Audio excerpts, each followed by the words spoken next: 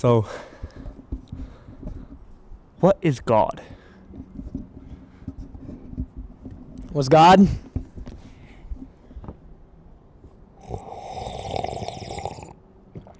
Now you see, that's like a loaded question, bro. We've been thinking about what God is for years. It's like, my question is, when do you think that people like discovered the idea of a God? You know, like I feel like when we were monkeys and Neanderthals, we kind of just like walk around throwing poop at each other and stuff. Yeah. Like we didn't think about that kind of we didn't think about that kind of stuff. You know, what do you think God is? Huh?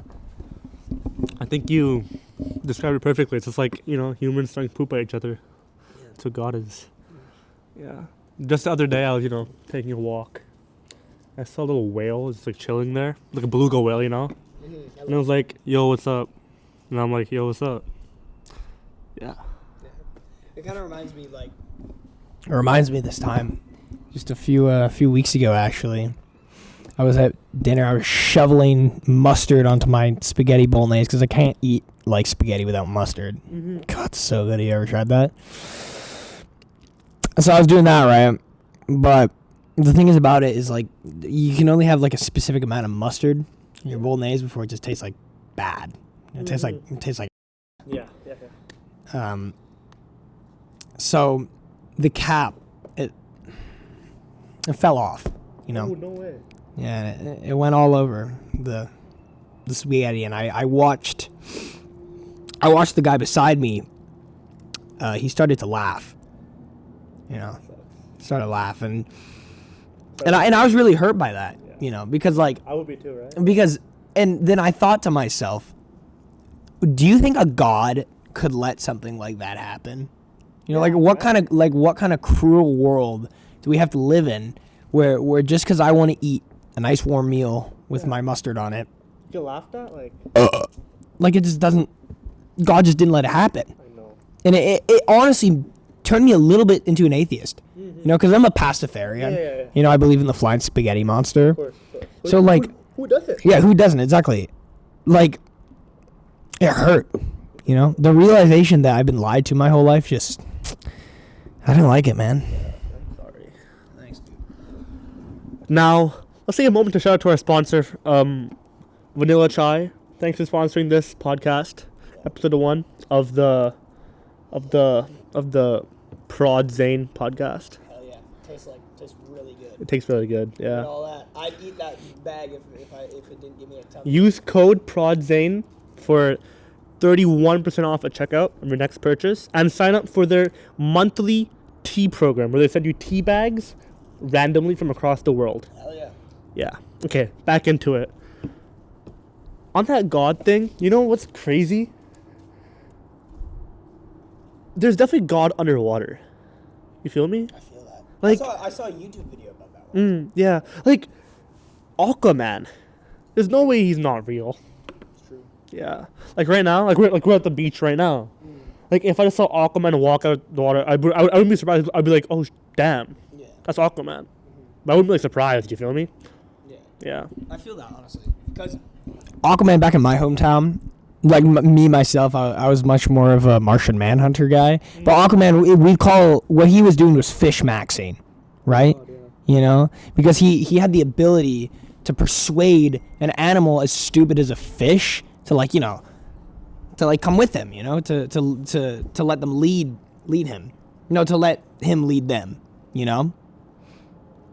And I honestly feel that when it comes to people, because it's like, there's certain people in this world that are just more capable of attracting the masses than we are. Exactly. You know, like even if you look at it in a really harsh perspective, like look at Putin right now, you know? Yeah. And even all these benevolent evil dictators from the past, they had followers because it's undeniable they had the charisma. Exactly. They were capable of it. And it's really sad to see the fact of such like horrible people are so talented in the fact that they're capable of attracting the masses. You know, it's and that's another thing back to the God idea. It's like, why would he give such a uniquely influential superpower as to those people? Yeah, to those people, to such like true evil, you know? Yeah, I feel that. No.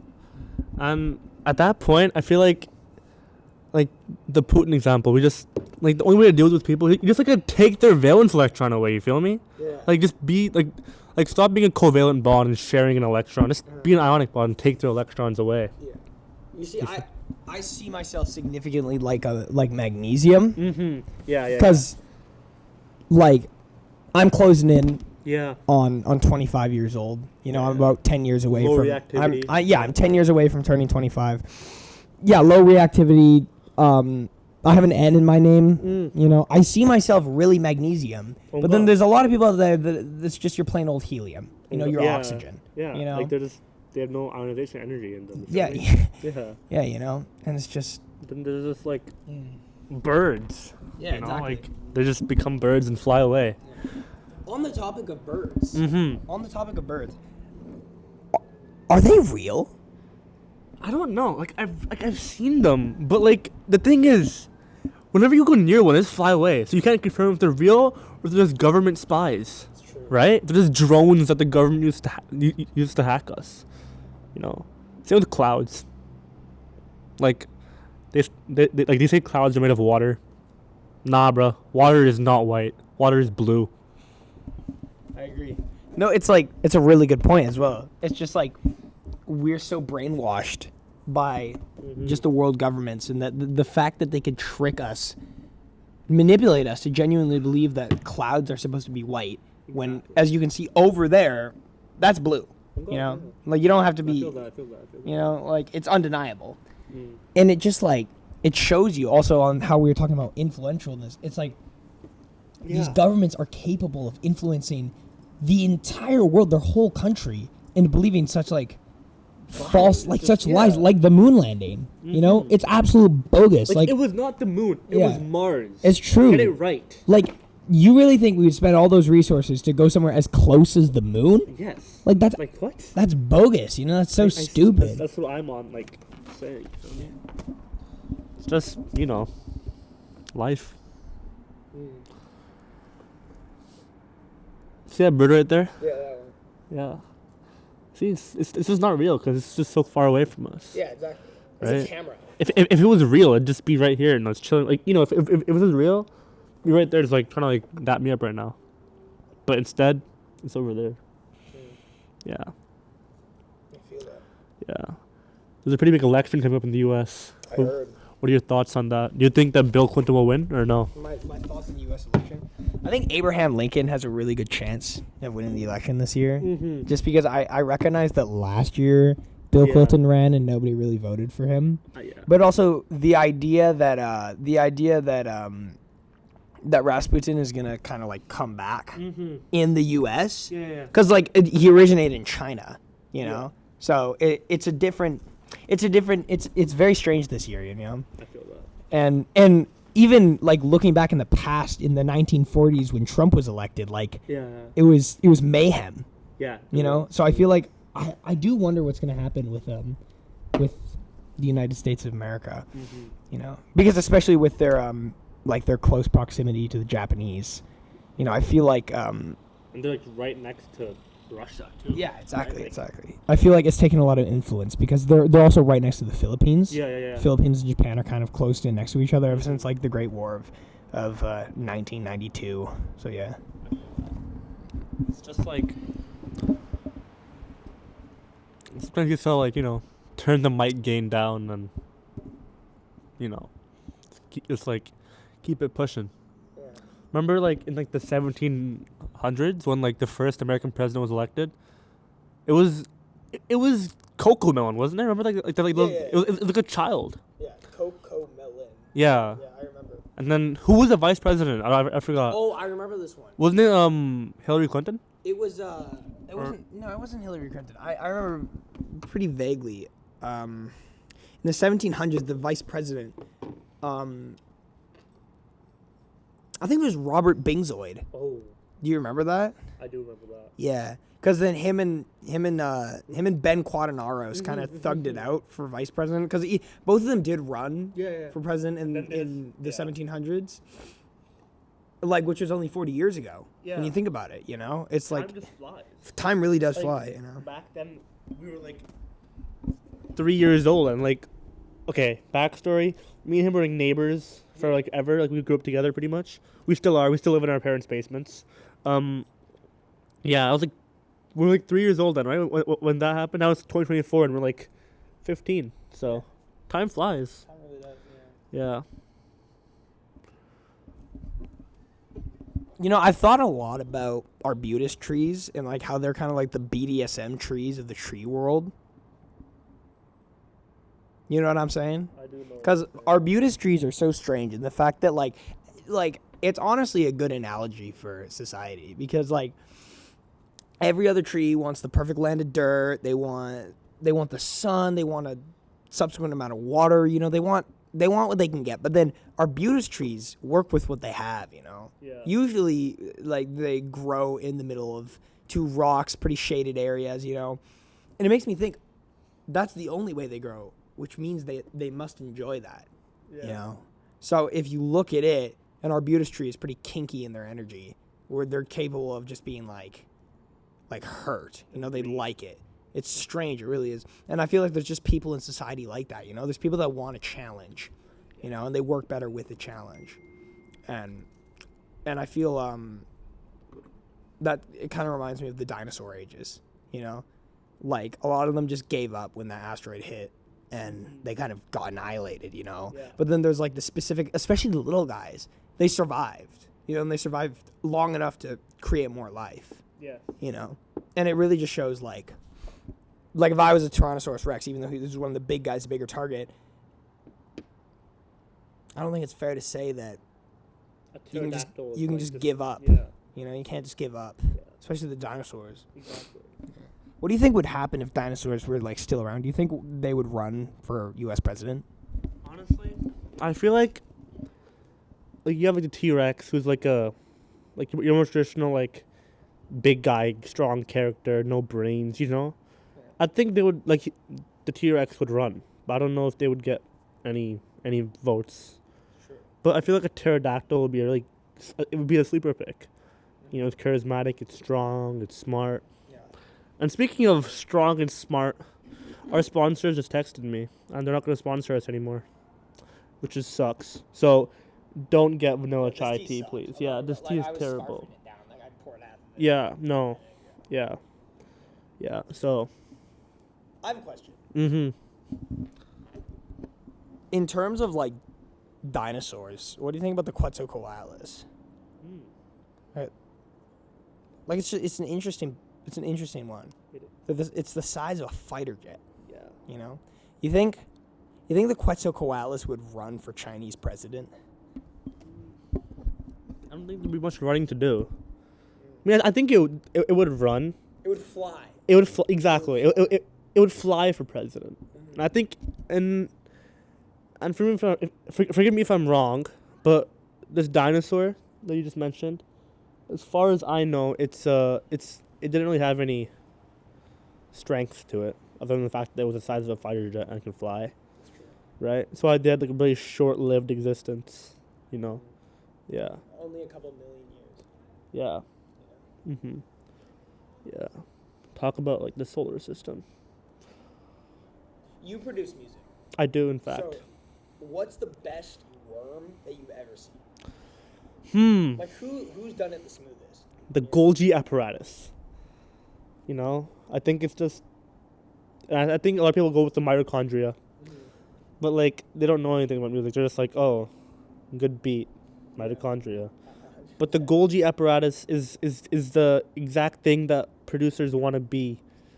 You know, the like great sampling, versatile. You know, you've seen it like do house music, and you've seen it do like your like untraditional like boy band music. Yeah. That you know, and then you've seen, and then honestly another worm would be, I'd say the. That's a good question. I never thought it was really deep. I would say the iPhone 3. Yeah. Yeah, it's really good pick. I would say. How about you?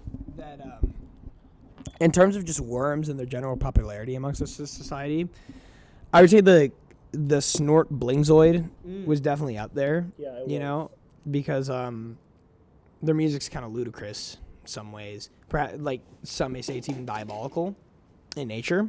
Yeah. You know? You can pick up your AirPods. I'll keep speaking to you while you're grabbing them.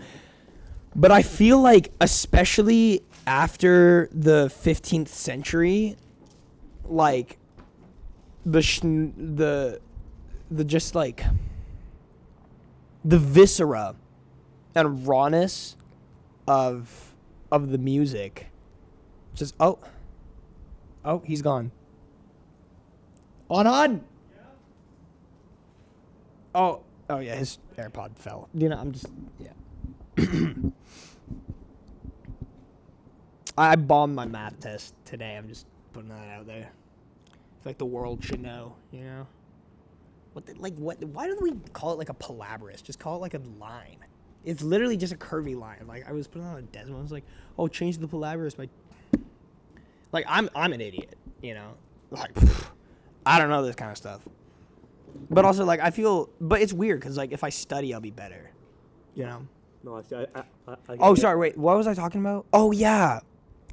So like these worms just make such good music, you know. Especially like oxygen 12 fluorine. Okay. Iodine Supreme 3000 is definitely one of my favorite albums from Mitochondria. Yeah. But at the exact same time, I would say that Glupper Bingzoid made a really good one with Silicone 2. You know, it's a good song. Very good R&B music. Great guitarist. Yeah. Yeah. That's what. Yeah. I feel like Beluga Whale is also a really sleeper pick for best album by Mitochondria, but you know, because it's more. I didn't like that one. Beluga Whale? Yeah, no, I that's like the general reception of it, because like it's like so like just not his style. I would say Chips Hooray 3000 is up there. That is okay. Yeah, that may be the best. You know, best production probably. Definitely. Best writing. Highest budget, most passion. Yeah, best feature. It won like 8 Grammys. Oh yeah, on the topic of the feature, when Zootimus Prime came in for his and he made a 25-minute rap solo in possibly the best jazz song ever made, you know, and it was amazing. Like, could you? And it was on the same song. Yeah, it was on the same song, a 30-minute song. I didn't even know they allowed like a 30-minute song on Spotify, you know, and those 25 minutes of his rapping, like mixed with the smooth jazz, was just like, it's something else. You know, it was magical. I listen to that when I'm studying. It actually really helps me, you know, because I'm taking 18 AP courses. Yeah. You know, except for math. Rookie numbers. Yeah, rookie numbers. I know. I've already gotten accepted into -5. -5? Yeah. That is really good. I've gotten into 18 Ivy League schools. No, 19 if you're including Shicker Bingo. So yeah. That's a debatable one. Yeah. Yeah. Boats. I feel like boats are like really underused in today's society. We're all like obsessed with like public transport for some reason. But like, why would you just not go on a boat? I agree. Right? You know, I think I've had this opinion for a while and people just don't believe me. I think we should if we just got rid of public transportation, people would be fitter. You know, because they'd have to walk to wherever they had to go, you know? Or buy a car. But I feel like most people are pretty broke, so they're not capable of buying a car yet. So they just, yeah. Like, if your work is 50 kilometers away and you have to start at 10, just wake up at don't sleep. Yeah, just start walking 12 hours before. You'll get there eventually, you know? I feel like society would just be more athletic if we didn't have public transportation. Yeah. You know? Yeah. That too. I think it'd be more athletic as well if we just gave them all not gave them, just more just made them to be that way. Yeah. You know? It's instead of doing school, sports or arts or things that get you moving and not just sit all day and write things down. I have a teacher. His name is Mr. Rain. He's my chemistry teacher. a good teacher. But yeah, francium's just, it's reactive for some reason. Who knows why? Just is.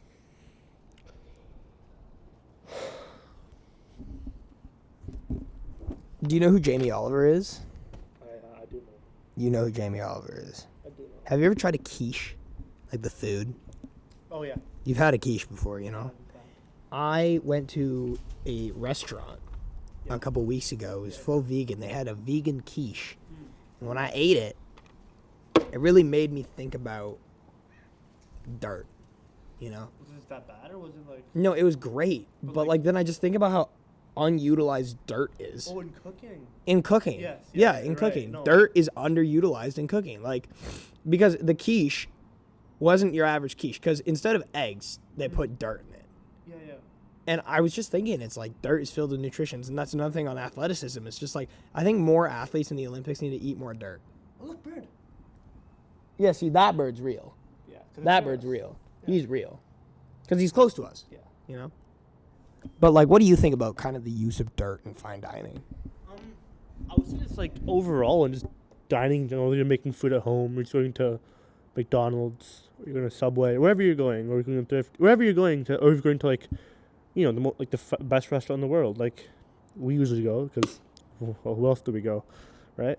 I feel like a few years ago, me, and, like, just me, I guess, who lives with me, nobody, I started using dirt in my cooking, and since then I haven't like once went to a doctor because I've just felt healthier and more happy and less blood sugar levels.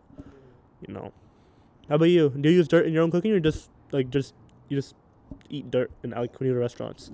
Well, I have a vitamin D deficiency. Oh, I see. And ever since I put dirt in it, it hasn't really done anything. Oh, for that, try putting a rock in your... A rock? Yeah. It's like, use like a rock. But yeah, so vitamin D deficiency. But overall, I find that dirt, for me, just improves the flavor a lot more. It makes it a much more desirable mouthfeel. I think dirt's like a good alternative to like salt. Because like, same texture, same like taste and flavor, but it's way less salty. But it's still as salty, but it's not like as sodium heavy. Rich. Yes. Sodium rich. Yeah. And so I think that instead of focusing on all these different like scientists, instead of focusing on figuring out how to what do scientists study these days? I don't even know. Right? Like it's just so insignificant that we don't know what to study. They should focus on using dirt in cooking and other things like that instead of using salt and oil, right? Well, folks, I think that's kind of where we're going to be at for this episode, but I hope you enjoy our conversation. Tune in next week, because then we're going to be talking about shoveling dirt into your bed before you go to sleep and the benefits of that. So anyway, we're going to add that in this episode, but then they're like, nah, that's too much content. That's too good of we want to stretch our good ideas out. Anyway, so I've been Zane Fipke, Anhad Seth. Thanks for listening to the prodAnhad podcast. Thank you. Yeah, and remember, Vanilla Chai is not sponsoring our video anymore, or our podcast, because they're bums. Yeah. So if you order something, cancel your orders. Yeah, it sucks. Yeah. Exactly. Tune in next week for a new episode.